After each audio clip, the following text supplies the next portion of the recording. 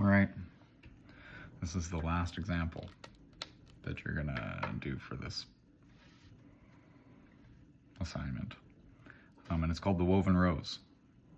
That's probably backwards once again, so whatever. It says the woven rose.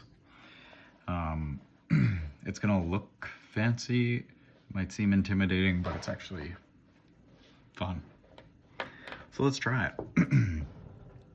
I have outlined 1, 2, 3, 4, 5 little spikes, almost like a wheel with spokes. First step is to come up through at the outer edge of one of the spokes, and wow, pull it all the way through. For this one, I used a full 6-strand thread, which I did because it's just a thicker thread. It'll look nicer, I think, with this woven rose when you see the end. Anyways, so you come up through the end, the outside point of the spoke, and then go in through the middle where all those spokes meet. And pull, pull, pull, pull, pull, pull. And then you're gonna go and you're gonna create, using like a straight stitch from the outside. Oh my God, this needle or this thread might be too thick for this fabric. Anyways, you're gonna come out through up through the outside point of the spoke and then down through that same hole in the middle. And you're going to create 5 basically spokes on a wheel. Wow, don't pull too tight or it looks like that. And I'm gonna do this live. So you're gonna do that. Up through the outside, back down through that same middle hole.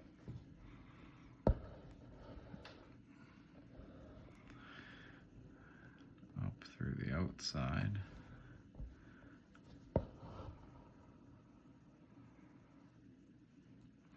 Down through that middle hole. Holy, I feel like I'm pulling threads through the back. Here, what's going on? There we go. We're all good. Okay.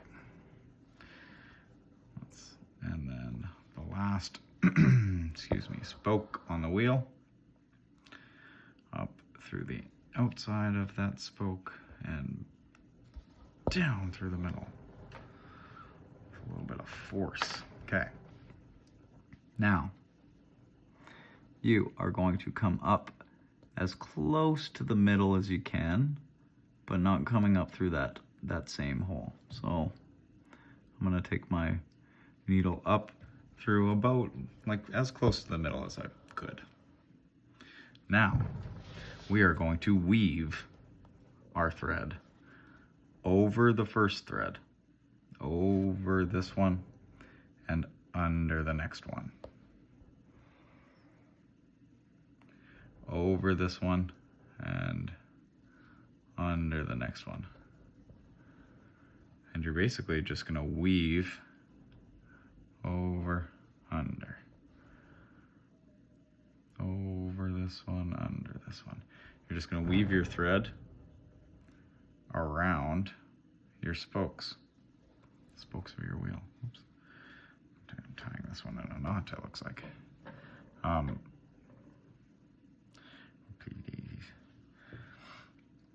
The tighter you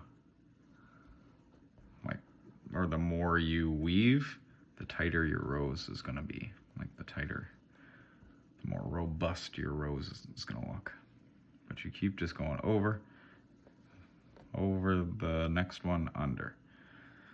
So I just went under that one, so I'm going to go over this one and then under this one. Over this one, under this one. You're going to just keep doing this. Let's make sure that I'm in the camera. I'm a fool. Over and under. I just went under this one, so I'm going to go over and then under this one. over, under. Wow. And it just got trapped on my embroidery hoop and cinched everything really tight. I messed up my rows, that's okay. So I went under this one, I'm gonna go over and then under. You don't wanna pull super, super tight or else it becomes kind of what mine's doing, which is like pulling on the ends of our spokes. Doesn't need to be super tight. Over, under. Keep going over, under. I made mine. Oh, I did it again. That's super cool. I love that. Okay. Over, under. Over, under. Over this one, under this one. And you basically, I made my rows super big. Oh God, now it just looks like a knotted up little mess. That's okay. Whatever. Not all roses are beautiful. So I went under this one, over, under, over, under. I made mine fairly large.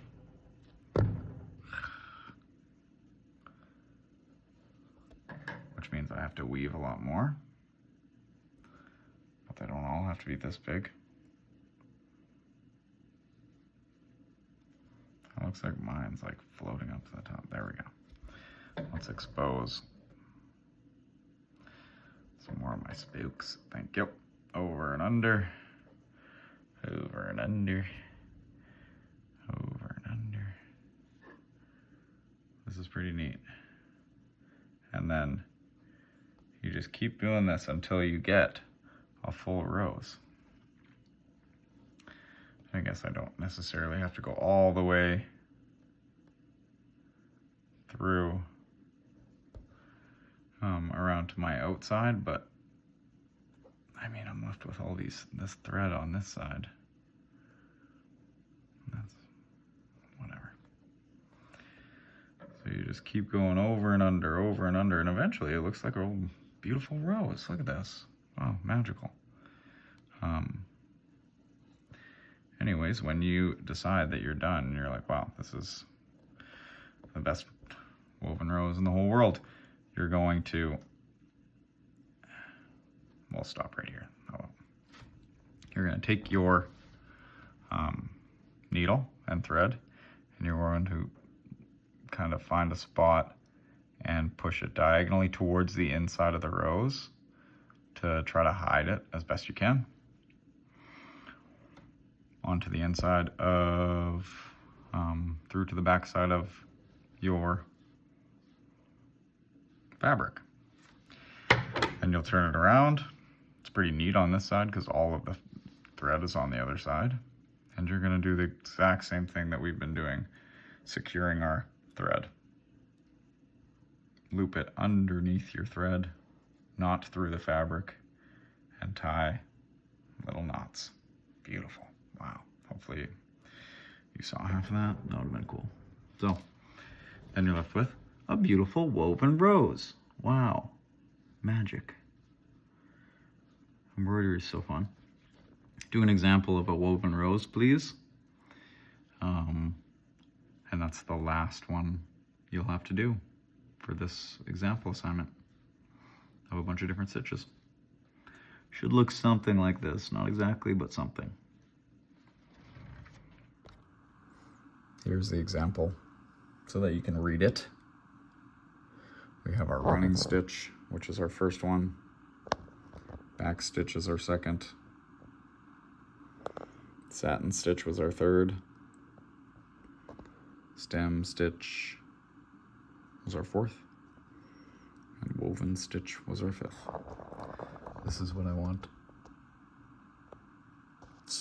your finished product to look like somewhat.